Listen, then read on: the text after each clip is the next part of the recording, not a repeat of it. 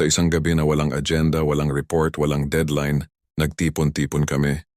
Hindi sa meeting room, kundi sa mesa na puno ng kwento, tawa at bote ng alak.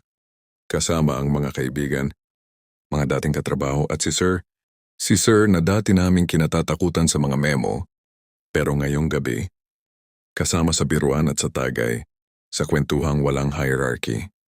Ang alak, hindi lang pampainit ng katawan. Isa siyang tulay, mula sa formal patungong personal. Mula sa trabaho patungong tunay na samahan. Sa bawat tagay may alaala. Sa bawat lagok may pagbitaw. Sa bawat tawa may paghilom ng mga stress na hindi kayang gamutin ng leave form. Hindi ito lasingan lang. Isa itong pagdiriwang ng pagiging tao. Nasa likod ng ID ng posisyon.